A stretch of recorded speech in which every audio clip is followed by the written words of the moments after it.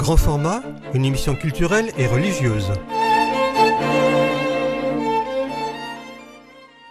Bonsoir à tous. Cette semaine, nous vous proposons d'écouter une conférence enregistrée dans le cadre de l'Université chrétienne d'été de Castanet-Tolosan. Elle avait pour thème cette année « Une humanité des communautés ». Le philosophe Robert Heidegger ouvrait la session avec « L'homme face à la crise de son humanité ». Bon après-midi à tous. Je suis très heureux d'inaugurer, d'essuyer les plâtres peut-être, de cette Université chrétienne d'été de Castanet. Alors, à chacun son rayon, je laisse la théologie, par exemple, à d'autres. Je n'irai pas sur le territoire de la théologie. Mais je vais m'efforcer de regarder en philosophe, d'essayer de réfléchir en philosophe sur le thème qui est proposé cette année. Alors, le thème, c'est donc une humanité des communautés. Alors, je crois que le plan, je ne vois pas ici. Voilà, parfait. Le premier aspect que je voudrais aborder, c'est un constat. L'humanité est déchirée par la violence. Une humanité des communautés. On voit déjà un tiraillement. Le titre « Une humanité des communautés » a deux suppositions. D'une part, il suppose l'unité de l'humanité, non seulement dans l'espace, mais aussi dans le temps, en reculant très loin dans l'histoire jusqu'au commencement. Et il suppose aussi la différence des communautés, unité et différence, ce qui pose le problème de l'articulation, d'où la violence dont je parlais, de l'articulation entre cette unité de l'humanité et cette différence, ou ces différences entre les communautés. Mais cet énoncé affirme aussi implicitement autre chose qui me paraît très important pour un chrétien et qui est très combattu aujourd'hui par l'antispécisme, par exemple par une philosophe comme Donna Haraway, dont on reparlera, qui est une autre différence, donc qui est la différence de l'homme aux bêtes. Alors je ne veux pas dire animaux, je préfère dire bêtes, parce que dans les animaux, il y a évidemment l'homme, et les bêtes, ce sont les animaux autres que l'homme. Donc je dirais la différence de l'homme aux bêtes. Donc ce sont deux différences qui sont présupposées par l'énoncé de ce thème. La différence entre l'homme et les bêtes, je crois que c'est l'homme vit dans des communautés alors que les bêtes vivent plutôt, nous verrons, j'essaierai de le montrer, dans des sociétés. L'homme vit dans des communautés dont le lien, parce qu'il y a un lien, n'est pas exclusivement biologique comme chez les bêtes, mais il est sentimental et imaginaire. Alors parlons de communauté. Ne dit-on pas aimer sa patrie? Ne dit-on pas aimer le maillot de son club de football, de son club de rugby? Ou alors, comme j'ai été coureur cycliste au CO Carboné dans ma jeunesse, de son club de cyclisme, aimer le maillot. Ce sont des communautés. La patrie, le club sportif de foot ou de rugby, ce sont des communautés auxquelles on est attaché, non pas par un déterminisme biologique, comme les bêtes le sont à leur société, mais auxquelles on est attaché par des sentiments et surtout de l'imaginaire. La patrie, par exemple, qu'est-ce d'autre que de l'imaginaire? Ça n'est rien d'autre que de l'imaginaire. Et par imaginaire, je ne veux pas dire faux. Imagination ne veut pas dire fausseté. L'imagination est une des parties de l'intelligence humaine dans laquelle se révèlent des vérités, ou dans laquelle se révèle la vérité, peut-être. Donc, une communauté humaine, que ce soit un club sportif ou bien entendu une paroisse, on peut aussi prendre l'exemple d'une paroisse, n'est pas une société d'abeilles ou de fourmis, ou de loups, ou de tout ce que vous voulez. Bref, l'énoncé de cette série de conférences que j'ai l'honneur et le plaisir d'ouvrir rejoint le vieil Aristote. Vous savez, ce philosophe de l'Antiquité grecque si important, Aristote, qui affirmait « l'homme est un animal politique ». Voilà, c'est ça, la différence. Et vous voyez, la communauté, elle est là. C'est ça, la différence avec les bêtes. Il est un animal politique. Alors qu'est-ce que... Donc la différence des fourmis, des abeilles, de tout ce que vous voulez. Et donc il est social, comme les fourmis et les abeilles, mais imbriqué dans cette socialité ou cette sociabilité, il y a aussi l'aspect politique. Alors je décide d'appeler politique toute collectivité dont les liens font appel à l'imaginaire, c'est-à-dire au fond toute collectivité humaine et sans doute aussi la famille, parce que l'imaginaire a une place très importante dans les liens familiaux. La question, vous voyez, c'était celle de la violence. Et le spectacle de l'histoire n'est pas gai, n'est pas très joli, à tel point que ne vous paraîtra pas fausse la remarque bien connue d'un grand philosophe allemand du XIXe siècle, Hegel, qui écrit dans ses leçons sur la philosophie de l'histoire ceci, qui est assez terrible, et sur quoi nous pouvons méditer un peu. Donc Hegel écrit « L'histoire universelle n'est pas le lieu de la félicité. Les périodes de bonheur y sont des pages blanches. » Jean frissonne et mon teint blanchit.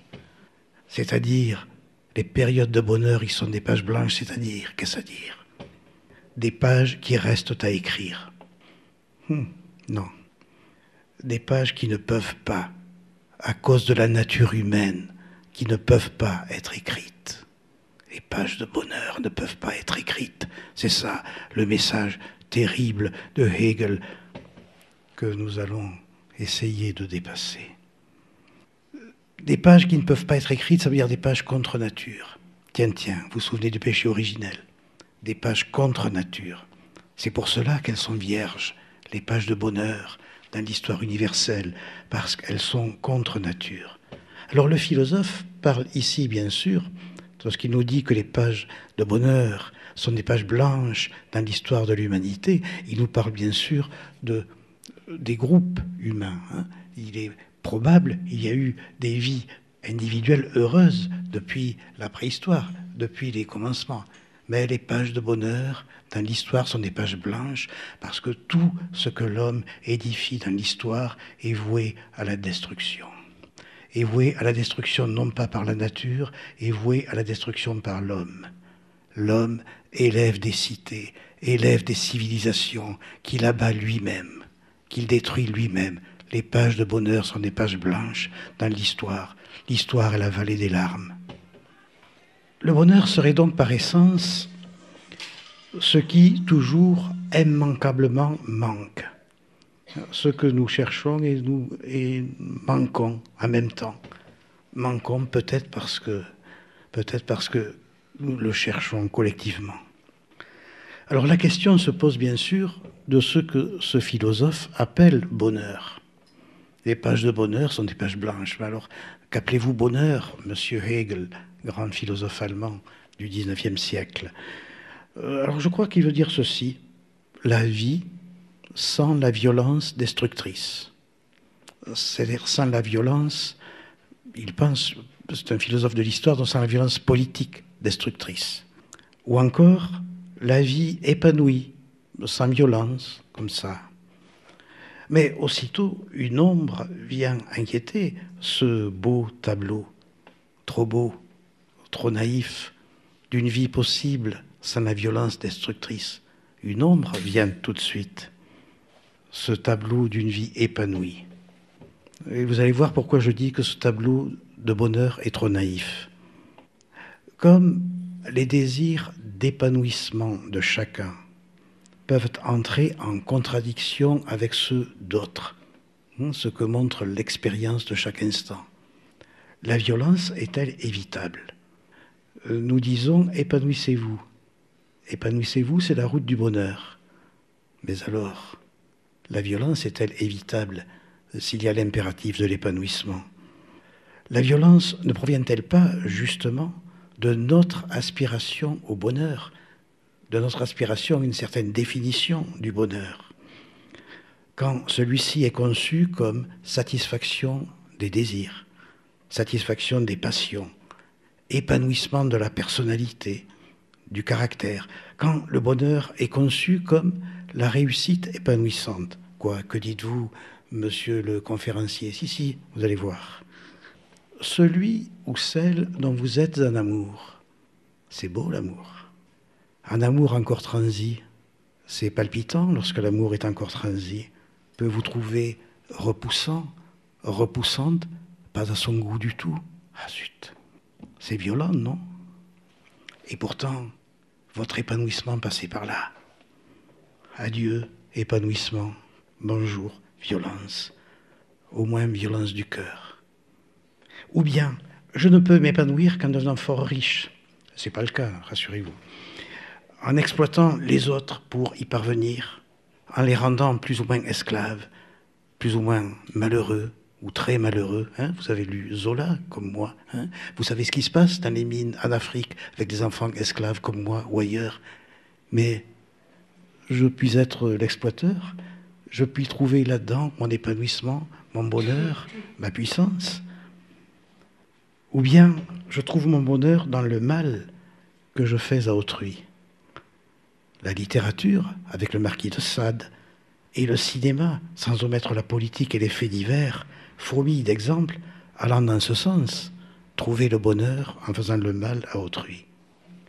Tiens, j'ai ouvert ou rouvert il y a quelques jours, par hasard, un des grands livres de Freud, Malaise dans la civilisation, et je suis tombé là-dessus. Le prochain n'est pas seulement une aide ou un objet sexuel possible, mais aussi une tentation, celle de satisfaire sur lui son agression, d'exploiter sans dédommagement sa force de travail, de l'utiliser sexuellement sans son consentement, de s'approprier ce qu'il possède, de l'humilier, de lui causer des douleurs, de le martyriser et de le tuer. C'est ce qu'écrit Freud sur l'homme dans Malaise dans la civilisation. C'est le pessimisme anthropologique fondamental de Freud que vous retrouvez là. Songez à ce qui vient de se passer à Courbevoie. Cette gamine de 12 ans, torturée, violée. Pensez aussi à toutes les révélations à la suite de MeToo. Le bonheur de certains semble nécessiter le malheur des autres. Notre société méconnaît l'impératif suivant. L'épanouissement et le désir ne valent que s'ils sont soumis à une intraitable règle de morale. Ce n'est plus le cas. Or, dans la culture hédoniste contemporaine, la morale est ressentie comme désagréable et oppressive, répressive. Elle opprime en effet le désir en le passant au filtre de la censure, en cherchant à le canaliser, en le soumettant à des règles. Mais si le désir n'est pas soumis à des règles de morale, nous sommes dans la sauvagerie que je décrivais il y a 5 minutes. Si l'épanouissement n'est pas soumis à des règles de morale, eh bien nous sommes dans l'homme homo homini lupus. L'homme est un loup pour l'homme. Or, le monde hédoniste dans lequel nous vivons est le monde dans lequel sont rois le désir, le plaisir et l'épanouissement, indifféremment aux règles de morale. Les règles de morale sont repoussées. C'est l'épanouissement du moi qui compte. C'est l'épanouissement du moi qui triomphe, le moi absolu, ce moi que Pascal disait haïssable. Et cela est source de tous les dérèglements que nous observons. Eh bien, on comprend alors la page blanche, la page de bonheur qui est une page blanche qui ne peut pas être écrite, selon le philosophe Hegel. Donc nous nous posons la question de l'origine de la violence. Je vous pose la question, vous voulez rendre compte de la violence. Violence des individus, nous venons d'en prendre quelques exemples. Violence des communautés Et ce n'est pas seulement les guerres, c'est aussi, l'on voit les affrontements, par exemple, entre supporters de deux équipes de football. Donc, nous voulons rendre compte de la violence dans l'humanité. Violence présente depuis les origines, Abel et Caïn. Depuis les origines, Abel et Caïn. La Bible vous dit tout. Abel et Caïn, un couple de frères, meurtriers. Je tue mon frère. Alors voici une clé que nous trouvons dans la philosophie, puisque ce que je vous ai promis, c'est de regarder d'un œil de philosophe et à partir des philosophes le problème de cette série de conférences. On rencontre quelque chose d'intéressant chez un philosophe allemand qui s'appelait Emmanuel Kant, dont tout le monde connaît au moins le nom. C'est le plus grand philosophe des Lumières. Il meurt tout pile octogénaire en 1804. C'est le plus grand et le dernier philosophe des Lumières, Emmanuel Kant. Et il détecte dans un de ses ouvrages ce qu'il appelle l'insociable sociabilité des hommes. Alors ça, c'est très intéressant. C'est une formule à laquelle il est très intéressant de réfléchir. L'insociable sociabilité des hommes. Cette insociable sociabilité présente en plein cœur de l'humanité prise dans son ensemble, en plein cœur de chacun d'entre nous. C'est pas comme ça général, c'est chacun d'entre nous qui est pointé par cette formule, l'insociable sociabilité des hommes. Cette insociable sociabilité est le caractère fondamental de notre espèce, semble dire le philosophe Emmanuel Kant. Autrement dit, le caractère par quoi on peut définir notre espèce, le caractère par quoi on peut la décrire, notre espèce. Cette insociable sociabilité est donc quelque chose d'invariant, que l'on va rencontrer du commencement de l'humanité jusqu'à aujourd'hui. Alors, pour être un peu pédant, on dira un invariant anthropologique. Alors, soyons attentifs aux mots. Dans cette formule, sociabilité est le nom, le substantif, s'il y a des professeurs de grammaire parmi vous. Et insociable est l'adjectif. Pourtant, donc c'est deux choses différentes. Mais pourtant, on ne peut pas les séparer. Les deux, sociabilité et insociable, forment une unité compacte, insécable, comme si le nom ne sortait pas dans la rue sans son adjectif. L'insociabilité appartient alors par essence à la sociabilité humaine. Nous sommes sociables, animal politique, je l'ai dit tout à l'heure, mais c'est pas clair. C'est pas clair. Nous sommes sociables, oui, par nature, mais non, c'est pas clair. Il y a une faille qui traverse cette sociabilité. Et on le voit tout le temps. Cette faille, c'est que nous avons des réticences par rapport aux autres. Nous avons des réticences à entrer pleinement avec les autres. Cette faille, c'est... Donc, il n'y a pas de sociabilité parfaite, sereine. Je suis, vous êtes, nous sommes tous insociablement sociables. Tous. Notre sensibilité, notre sociabilité naturelle, première, est habitée par une réticence à coopérer pleinement avec les autres. Elle est habitée par de la mauvaise volonté, par une hostilité envers les autres, y compris dans les familles. Elle est habitée par la propension à tirer la couverture à soi, toujours. Elle est habitée par une hostilité latente envers les autres, par la tentation toujours continue de l'hostilité. Freud, c'est ce dont il nous parlait tout à l'heure. Alors, chaque homme veut tout diriger selon son point de vue. Chaque homme sait lui-même qu'il est enclin à résister aux autres. Cela, c'est Kant qui le dit aussi. Alors, regardez la vanité, la jalousie, le désir insatiable de posséder, le désir insatiable de dominer, et partout, en eux, en vous, en moi, partout. C'est comme si un ver mauvais ronge la sociabilité humaine sans la détruire parce qu'elle est première. Un ver qui la menace de l'intérieur. Il agit à la fois à l'intérieur des communautés, à commencer par la communauté de base, la famille, où il y a toujours des tempêtes, et il agit aussi, ce ver mauvais, dans le rapport des communautés entre elles, y compris les communautés politiques que sont les États et les nations, y compris des communautés de supporters d'une équipe de football, comme je l'ai déjà dit. Pensez à la violence qui éclate parfois entre parents, entre amis.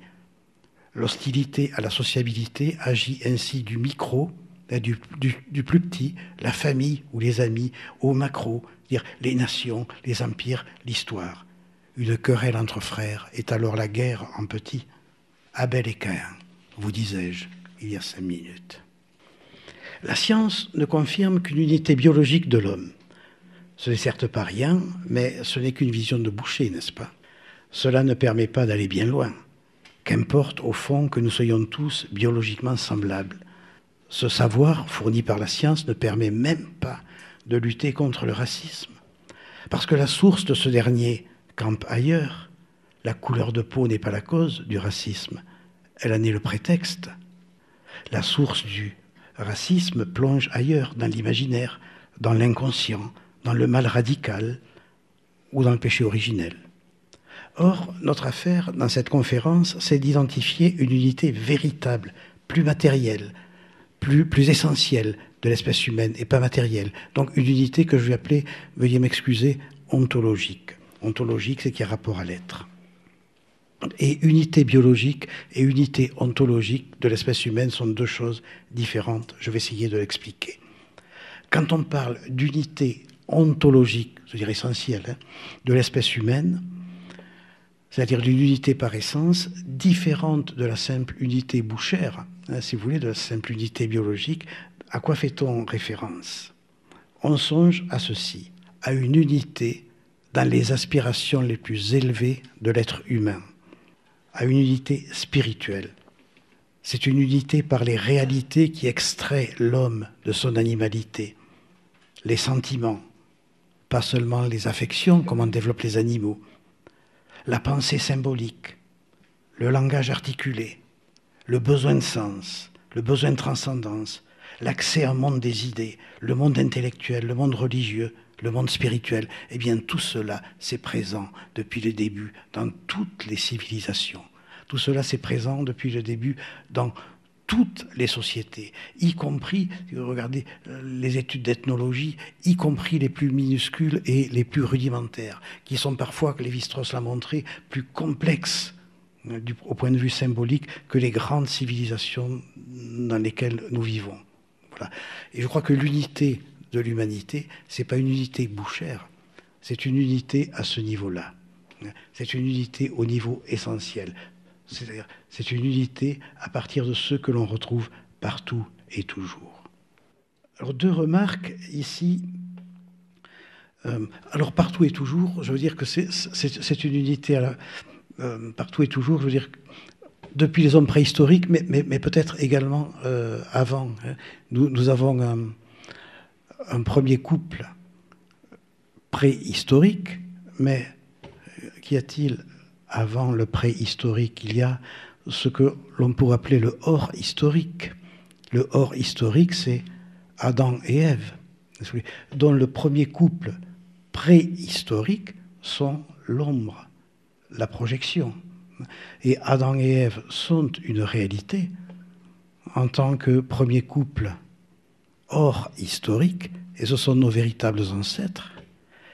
Et il y a eu un premier couple dans l'histoire biologique que l'anthropologie peut essayer de repérer cela dans des populations dites préhistoriques. Et je crois que ce premier couple-là est l'ombre du véritable premier couple que fut Adam et Ève. Alors, deux remarques s'imposent, parce que c'est de la famille dont nous avons à parler. Vous voyez bien que le thème d'Adam et Ève et de ce premier couple nous conduit à la question de la famille. La famille est ce qui nous précède, chacun d'entre nous. Elle est ce que nous n'avons pas choisi. Et c'est parce qu'elle est ce que nous n'avons pas choisi que qu'elle importe, qu'elle insupporte à l'orgueil de l'homme et de la femme moderne. C'est parce qu'elle insupporte à cet orgueil que le monde moderne tente de la détruire.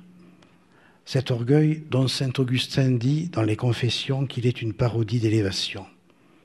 Voilà. La famille insupporte à l'orgueil du moi contemporain parce que ce moi contemporain veut être son propre point de départ. Et si vous croyez à la famille, vous savez que la famille, c'est ce qui vous précède. Donc, la famille est ce dont nous sommes, chacun de nous, l'héritage. Ce n'est pas le mot héritier qui importe. C'est nous sommes un héritage. C'est pas nous sommes des héritiers. Nous sommes un héritage avant d'être des héritiers. Nous sommes ceux dont notre famille et le monde héritent, d'une part. Mais il y a aussi autre chose à dire, je crois, sur la famille. La famille est à la fois une chose, une substance, une réalité sociale que l'on désigne par un nom propre, les Dupont, les Durand, qui vous voulez, mais elle est aussi autre chose, elle est un lien vécu, un lien qui est dans l'intériorité des personnes. Donc la famille est à la fois quelque chose d'objectif et quelque chose, non pas de subjectif, mais d'intérieur, quelque chose d'impalpable, un lien vécu, un lien ressenti. Donc je voulais vous dire que l'humanité est à la fois une, biologiquement, qu'elle est aussi une, spirituellement, mais qu'elle est fractionnée en communautés nombreuses, réparties sur toute la Terre. Et le fractionnement s'accompagne de déchirements inévitables, où nous retrouvons nos deux thèmes, l'épage de bonheur et l'insociable sociabilité. Alors ce ne sont pas uniquement les intérêts qui engendrent les conflits, contrairement à ce que suggère un matérialisme banal, celui de Marx par exemple. Un matérialisme au fond rassurant. Pourquoi rassurant ? Rassurant parce que le matérialisme suggère qu'il suffirait d'en finir avec les inégalités et les intérêts pour en finir ipso facto avec les guerres, avec la violence, avec les conflits. C'est l'illusion matérialiste. Ce fut en philosophie l'illusion marxiste et en politique ce fut l'illusion communiste. Illusion selon laquelle la satisfaction collective des besoins matériels des hommes produirait une société heureuse et une humanité sans violence. Le jour, par exemple, où les luttes de classe seront éteintes par l'absorption de toutes les classes rivales dans une seule, le prolétariat enfin vainqueur, ce que suppose le marxisme, eh bien alors nous parviendrions à une humanité sans conflit, heureuse, dans laquelle chacun aurait besoin obtiendrait tout ce dont il a besoin, et du coup, il n'y a plus de conflit. Eh bien, c'est une illusion. Il n'y a pas de communauté possible sans conflit, parce que le conflit s'enracine ailleurs que dans les intérêts. Il s'enracine dans l'imaginaire, en particulier l'imaginaire de l'identité. L'humanité existe donc, mais sous quelle forme ? Toujours sous des formes différentes, c'est-à-dire sous des communautés, et pas autrement. L'humanité, c'est très curieux, c'est paradoxal, est une unité qui n'existe que dans la différence. Vous n'avez nulle part l'humanité toute pure. Vous avez toujours l'humanité qualifiée en tant que telle ou telle communauté, c'est-à-dire toujours en tant que différence. C'est la différence qui caractérise l'humanité. Une humanité sans communauté différente, c'est-à-dire sans différenciation communautaire, est impensable, sans différences internes. Donc on ne peut être homme ou femme que de telle ou telle façon, dans telle ou telle époque, pas en soi. Sinon, on serait un fantôme décharné. On serait comme ça un pur concept décharné. Mais ce n'est pas ainsi que ça se passe. Mais cependant, il ne faut pas croire non plus que l'humanité est la somme ou la synthèse de toutes les communautés qui la fractionnent. Il ne faut pas croire qu'elle est la résultante de la coexistence de ces communautés. Ce serait une interprétation là empiriste de l'humanité. Là, tout à l'heure, j'ai critiqué une interprétation marxiste, matérialiste. Là, je critique une interprétation empiriste. Non, l'humanité n'est pas un produit de l'histoire. Je crois qu'elle est tout entière dans chaque communauté. Pourquoi? Elle est tout entière ici, là. Nous sommes toute l'humanité. Pourquoi? Parce qu'elle préexiste idéalement comme idée à toute communauté. Il y a d'abord l'humanité, ensuite les communautés. L'humanité préexiste comme idée. C'est pourquoi, aussi bien dans Alexandrie des anciens Égyptiens, ou dans Sparte, ou dans Rome, ou ici, dans cette salle où nous sommes, c'est toute l'humanité qui est présente, mais chaque fois sous une forme différente, dans la différence, parce que l'homme ne peut pas être autre chose que le différent, ou qu'un différent. L'homme ne peut pas être autre chose que la différence. Alors si l'on regarde ce qui se passe à notre époque, on s'aperçoit que nous sommes dans le brouillard, que nous sommes dans un véritable brouillard par rapport à toutes ces notions. On voit bien que le tissu humain est déchiré de partout, qui se déchire de partout. Pourquoi? Parce qu'il semble que nous n'ayons plus d'idée collective de ce que c'est de ce que c'est qu'humanité. Et ces notions d'homme, d'humanité, sont désormais vécues comme des notions instables. Chacun, alors il n'y a plus consensus là-dessus, chacun ayant son idée de l'homme, son idée de l'humanité. Mais aussi sont devenues instables les notions d'homme et de femme sur le plan sexuel. Il y a donc une crise de ces trois notions, qui est sans doute une crise de la vie humaine. Il faut regarder l'importance que prend aujourd'hui la notion de trans. Alors, ce n'est pas seulement transsexuel, c'est aussi transhumain. C'est très intéressant. Il faut rapprocher les deux, le transhumanisme et le transsexualisme.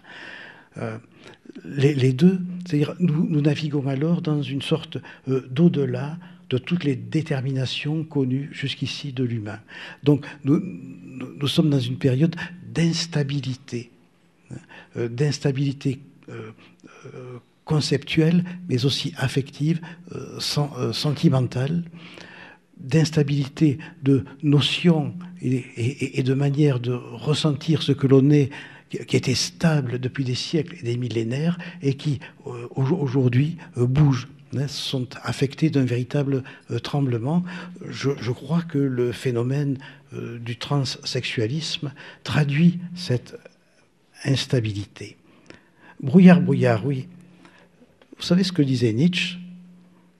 Le dégoût de l'homme, voilà mon danger. Voilà. Je crois que le brouillard dans lequel nous nous trouvons, par rapport à des notions comme les notions d'humanité, d'homme, de communauté, remonte au philosophe allemand Nietzsche. Ce dégoût de l'homme s'accomplit chez un très grand, très important philosophe français du XXe siècle, le plus important sans doute, Michel Foucault. Alors Michel Foucault, en 1966, dans son grand et beau livre « Les mots et les choses », célèbre ce qu'il appelle la mort de l'homme. Certains philosophes contemporains, à sa suite, et pas seulement des philosophes, contestent d'ailleurs que nous soyons des hommes, qu'il existe quelque chose que nous appelons humanité, et que si cela existe, c'est un mal. C'est la thèse, par exemple, de Donna Haraway. Pour elle, l'homme est un mensonge, une fiction, un découpage fictif dans le vivant, une agression aussi, dont nous nous servons pour assurer notre domination sur la planète. L'homme n'existe pas plus que les hommes, l'humanité n'existe pas non plus. Nous sommes des bestioles, estime-t-elle, qui travaillent avec les autres bestioles à la terraformation, c'est-à-dire à la formation de la Terre. Bon, vous reconnaissez cette philosophie très à la mode, ça n'est pas si nouveau que ça. C'est l'animisme et le paganisme, au fond. C'est le vieux paganisme qui revient avec des habits nouveaux. Le vieux paganisme qui dit mais nous ne sommes pas différents des animaux, nous ne sommes pas différents de l'humus, ce paganisme dont Lévinas disait qu'il est une éternelle tentation, et ce paganisme dont la Bible vous garde, vous éloigne, parce qu'il implique aussi l'idolâtrie. Alors donc, nous avons deux choses actuellement, la crise. Nous avons un abaissement de l'homme, c'est le paganisme dont je suis en train de parler, un abaissement de l'homme qui s'accompagne de l'antispécisme, c'est-à-dire du refus de voir que les hommes sont différents des animaux, c'est-à-dire c'est le refus de la Genèse. Que nous dit la Genèse? Qu'est-ce qui définit l'homme? L'homme, c'est l'être qui commande aux animaux. Ça ne veut pas dire qu'il les exploite, ça veut dire qu'il les commande. Bon. Donc c'est très à la mode, l'antispécisme lié à ce néopaganisme.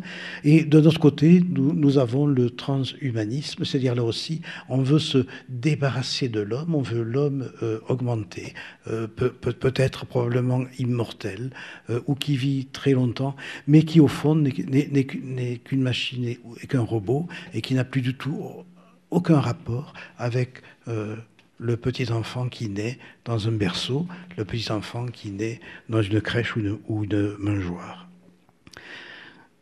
Je crois que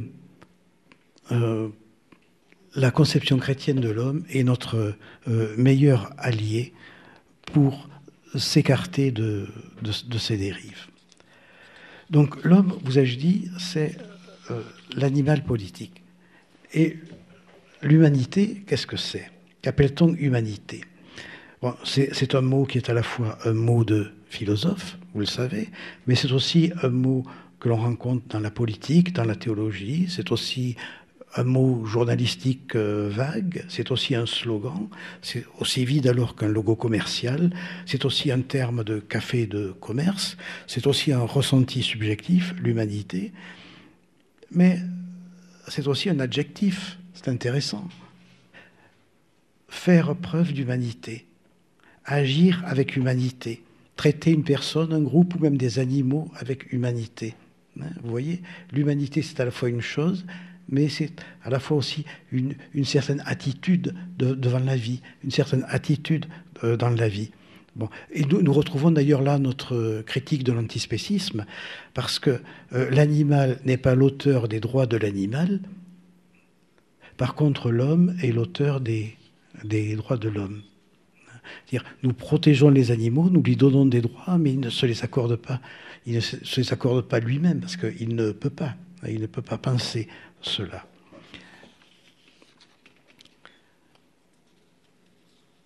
Alors ici, une subtilité s'impose. Chaque nation, chaque communauté, chaque homme se pense dans la différence. On a insisté tout à l'heure sur la notion de différence. Mais pour penser l'humanité, il faut une sorte de saut par-dessus le vide. Il faut que cette communauté se pense à partir de l'universel. Qu'est-ce que je veux dire? Pour que l'idée d'humanité apparaisse, il faut qu'elle apparaît dans une société, elle apparaît avec le christianisme en fait. Bon. Pour qu'elle apparaisse, il faut sortir de soi. Et il faut commencer à penser à partir d'un hors de soi. C'est ce que j'appelais un saut par-dessus le vide. C'est-à-dire, la plupart des sociétés, y compris les anciens Grecs, ont pensé que l'humanité, c'était eux. Au dehors des frontières, il n'y a que des barbares. Voilà. D'ailleurs, pour dire homme, les Grecs disent les Grecs, parfois ils disent aussi les mortels. Bon. Et pour dire Dieu, ils disent les immortels. Si on a le temps, on y reviendra sur cette différence. Mais voilà, avec le christianisme, c'est aussi quelque chose que reprend les Lumières, arrive quelque chose de nouveau. C'est-à-dire, ce n'est pas à partir de moi ou à partir de nous, c'est à partir d'un ailleurs que l'on pense l'humanité dans laquelle nous sommes intégrés. Il y a des communautés spirituelles. Si Jésus est venu, l'humanité est une pareille communauté. J'ai parlé de communautés politiques, de communautés sportives, des clubs sportifs, etc. Mais communautés ethniques, mais il y a une communauté spirituelle. Et si Jésus est venu, l'humanité est cette communauté spirituelle. L'humanité ne parviendra sans doute jamais dans l'histoire, à devenir une communauté politique parfaite. Mais elle est déjà, et jusqu'à la fin des temps, et bien sûr, au-delà de la fin des temps, éternellement une communauté spirituelle, dont nous repérons deux unités et au milieu une différence. L'unité biologique du genre humain, de la race humaine, la famille humaine biologique confirmée par la science, et l'unité spirituelle, la communauté spirituelle universelle des hommes. Et entre ces deux étages, entre le sol et le plafond, entre la terre et le ciel, il y a l'homme concret, engagé dans des communautés politiques, par définition limitées, éphémères, en conflit rival, toujours prêtes à la guerre, ou susceptibles d'être prises dans la guerre, sans oublier d'être déchirées par les guerres civiles qui couvent toujours. Ainsi, l'homme a des racines dans la nature, c'est la biologie, des racines dans un territoire et dans l'histoire, c'est la sociologie, la politique, les communautés politiques, sous la forme de la nation, sous la forme d'un peuple, et des racines dans le ciel, les racines les plus importantes. C'est la spiritualité, c'est la communauté spirituelle, les racines dans le ciel. Je crois qu'ainsi se disent les trois enracinements de l'homme. Le corps, la communauté politique, le ciel. Qu'est-ce que l'homme ? Je pose cette question donc pour sortir du brouillard énoncé tout à l'heure.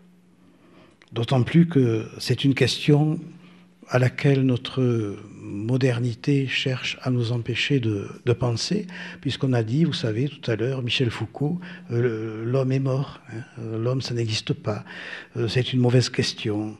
Bon. Donc nous avons une insuffisance d'ailleurs de toutes les définitions habituelles de l'homme. Alors quelles sont les définitions habituelles de l'homme ? L'homme est un animal politique. L'homme est un animal rationnel qui possède la raison. L'homme est l'animal désirant. Marx, maintenant, c'est intéressant. L'homme est l'animal qui produit par le travail ses propres conditions d'existence. Hein, cela, c'est Marx. Mais tout cela, toutes ces définitions qui s'accumulent, parfois se contredisent, je crois, demeurent insatisfaisantes. Parce que toutes ratent ceci. Je crois qu'un philosophe comme Schopenhauer avait parlé de l'homme comme animal métaphysique. Donc, toutes ratent ceci. L'homme est un animal spirituel. Et c'est cette formule qu'il s'agit d'expliquer. Alors, je l'explique par 5 ou 6 items. D'abord, l'homme, c'est l'être doté d'une destinée. Votre chien, votre chat, le puceron sur votre rosier n'a pas de destinée. C'est le seul être vivant orienté par une destinée. L'animal est sans une destinée, c'est un appel qui vient du futur. C'est une aimantation, c'est ça la destinée. C'est la destination et c'est être aimanté par un futur. Donc l'homme possède toujours une destinée et c'est le seul être ainsi. Et d'ailleurs le corps humain lui-même a une destinée, notre corps. Et le philosophe allemand Martin Heidegger a écrit, je crois que c'est très juste, le corps humain est quelque chose d'essentiellement autre qu'un organisme animal. Autre, pourquoi ? Qu'est-ce que ça veut dire, autre ? Ben, ça veut dire que le corps humain est, en toutes ses parties, habité, non, pas habité, traversé d'âme. C'est ça que ça veut dire. Ça veut dire que le corps humain est d'une autre nature que le corps des autres espèces, parce qu'il est spirituel en chacune des pores de ma peau. C'est spirituel. C'est pas un corps comme les autres. Alors, je sais bien que Martin Heidegger était parfaitement athée, etc. Mais ça ne nous interdit pas de prendre une formule dans son œuvre et de réfléchir à cette formule, même si c'est pour aboutir à des conclusions radicalement opposées aux siennes. C'est d'ailleurs toujours ainsi que l'on doit faire.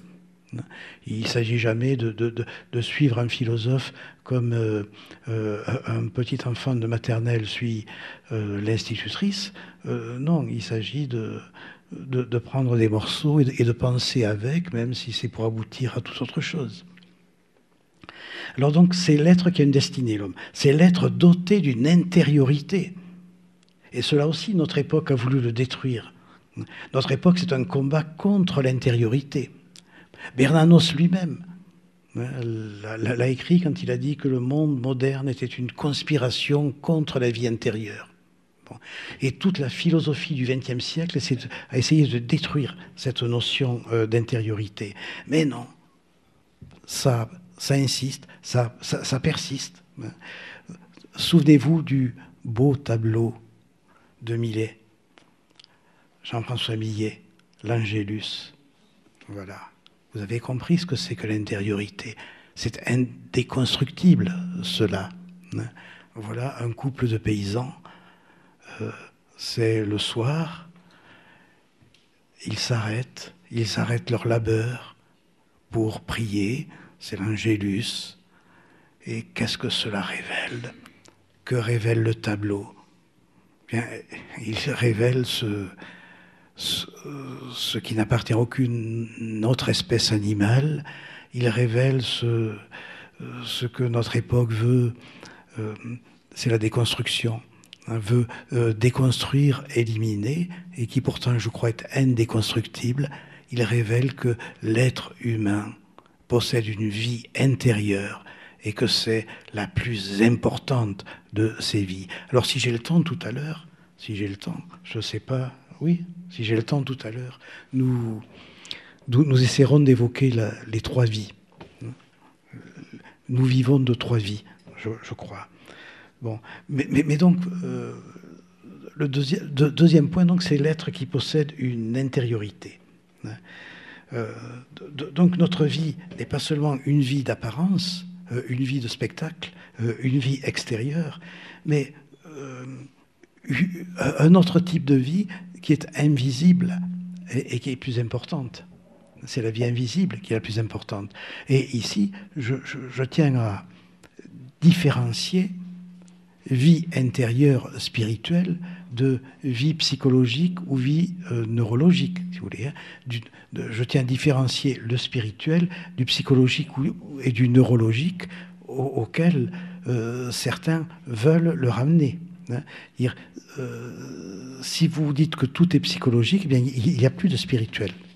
Donc la vie intérieure de type spirituel doit être différenciée de ces autres, de vie psychologique et vie neurologique, qui sont en fait pas du tout du même type, qui sont la machine du corps, qui sont la vie matérielle, qui sont le mécanisme de la nature. Je ne dis pas que ça n'existe pas, mais je dis que ça doit être différencié. Alors, l'homme, c'est aussi l'être qui est un frère ou qui est une sœur. Pourquoi ? Je vous l'ai dit tout à l'heure, l'unité de l'humanité, unité biologique, nous descendons tous d'un même couple, ou d'un couple premier. Donc nous sommes tous frères et sœurs. Mais unité spirituelle, c'est pareil. Nous sommes tous frères et sœurs en esprit. Notamment si le couple hors historique, Adam et Ève, est le couple de nos ascendants. Donc c'est important, cela. L'homme, c'est l'être qui est un frère ou qui est une sœur. Et, dernier point, c'est l'homme qui a un corps. Il y a une altérité du corps humain à la biologie. Voilà. Je veux vraiment que l'on réussisse à extraire le corps humain de la seule biologie, de la seule vie animale. Cette altérité, c'est la chose suivante. Le corps humain est une source de mystère, une source inépuisable de mystère. Quand on le contemple, quand on entre en rapport avec lui, Il y a un mystère inépuisable que les poètes, les mystiques ont su approcher, que les poètes, les mystiques savent percevoir. Donc un mystère qui s'ouvre aux poètes et aux mystiques. Et il faudrait essayer de trouver un mot pour dire ce mystère. Et le mot est un mot ambigu, malheureusement, parce qu'il a pu servir à autre chose, il peut servir à autre chose, c'est le mot d'aura. Le mot d'aura, A-U-R-A. Alors, laissons de côté toutes les interprétations sur ce mot-là. Bon. Laissons de côté tout ce que vous pouvez trouver dans des discours plus ou moins occultistes, etc., sur l'aura. C'est un ramassis d'âneries. Mais on peut utiliser ce mot pour dire la différence entre le corps humain et les autres, pour dire aussi, sans doute, son intouchabilité, sa sacralité, hein, pour dire que quand nous avons affaire à un corps humain, quelque chose se dégage de lui, quelque chose, un je ne sais quoi, quelque chose se dégage de lui, vient vers nous. Et cela arrive même devant des œuvres d'art, de la peinture, représentant des êtres humains quand elle est réussie, ou cela arrive même, alors j'espère ne pas vous choquer, même devant des cadavres. Ah, ça c'est très intéressant comme idée. Pourquoi un corps humain mort donne-t-il une impression de sacré? Pourquoi est-on tous, depuis la préhistoire, profondément convaincus qu'il s'agit de quelque chose d'infiniment respectable, qu'il faut respecter? Eh bien, c'est l'aura. Eh bien lorsque nous sommes devant un mort, que nous le regardons, nous avons quand même l'impression que quelque chose de lui vient vers nous. Je ne crois pas que ce soit une illusion. C'est cela que j'appelle l'aura ici. L'aura du corps humain, le corps humain, vivant ou mort, comme source de mystère. Alors, ce n'est pas comme ça une fantaisie de ma part. J'ai lu dans Simone Weil, Oppression et liberté, les 2 lignes suivantes, peut-être sont-elles écrites derrière. Il est cependant une source de mystère que nous ne pouvons éliminer et qui n'est autre que notre propre corps. Voilà. Ça, c'est génial. Parce que ça veut dire que la médecine n'aura jamais le dernier mot, la biologie, jamais le dernier. C'est très bien la médecine et la biologie. Est-ce que ça dit sur le fonctionnement de votre corps? C'est très insuffisant. On n'aura jamais le dernier mot. On ne saura jamais. On ne saura jamais jusqu'au bout. Voilà. Source de mystère. Parce que notre corps n'est pas uniquement quelque chose de matériel. Parce que notre corps est traversé jusqu'à sa plus petite portion, jusqu'au plus petit grain de peau, grain de beauté. Parce que le spirituel, l'âme, habite votre corps jusque-là. Source de mystère. Alors donc, il faut le dire comme ça. Le corps humain est imbibé d'âme, en chacune de ses cellules, en chacune des pores de sa peau. Sa peau est une peau d'âme. Il est ainsi transi de spirituel, en chacun de ses points. Alors peut-être avez-vous entendu parler du dominicain Rénan, Maître Eckhart, qui mourut en 1328. Alors j'aime beaucoup Maître Eckhart. Et il pose une question et il donne une réponse qui m'intéresse beaucoup. Alors on va voir les deux. Alors il dit, qu'arrive-t-il lorsque l'âme reconnaît la révélation et la naissance sans fin de notre Seigneur Dieu dans le royaume des cieux? Et alors qu'est-ce qu'il arrive? La joie. quand l'âme reconnaît cette naissance sans fin. C'est beau cette idée de naissance sans fin dans le royaume des cieux de Jésus. Donc il arrive la joie, la vraie joie, une cataracte de joie à ce moment-là, descend dans l'âme, s'écoule dans l'âme, éclabousse l'âme de lumière. Et alors, Maître Eckhart dit, je cite le mystique Rénan, « Une joie venue d'en haut tressaille à l'intérieur d'elle et l'âme se répand de joie dans tous les membres. Et tout est agréable à l'homme, aussi bien ce qu'il voit que ce qu'il entend au dehors. » Alors, ce qui est beau, l'âme se répand de joie dans tous les membres. Donc, elle infiltre le corps. La joie de l'âme infiltre le corps. La joie de l'âme, par capillarité, entre dans le corps. Je vous parlais des graines de beauté, des pores de... Voilà.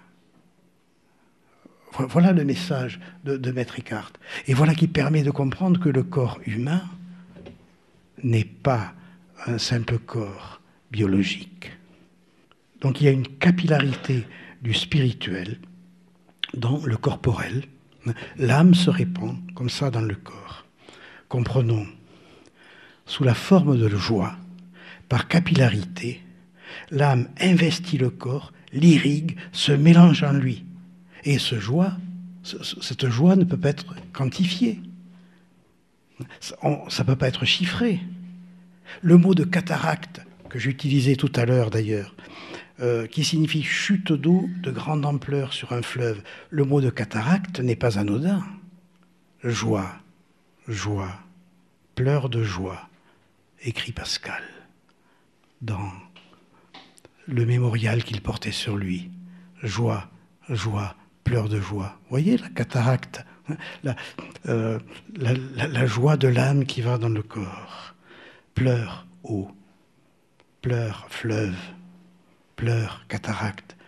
La joie de l'âme coule dans le corps humain comme une cataracte, se répand en lui comme un fleuve se ramifiant, s'extériorise depuis les yeux, devenue source et résurgence. Cette joie n'est pas un dosage chimique dont les biologistes pourraient établir la formule. Non, ou le listing.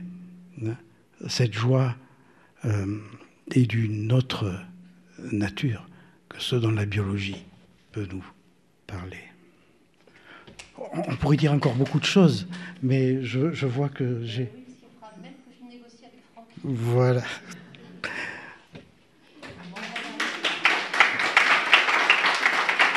Alors,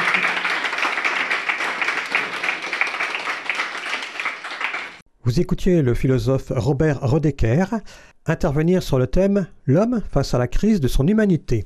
Il était invité à la 16e Université chrétienne d'été de Castanet sur le thème « Une humanité des communautés » qui s'est tenue à Castanet-Tolosan les 26, 27 et 28 juin dernier. Un grand merci à Radio Présence Toulouse pour la captation.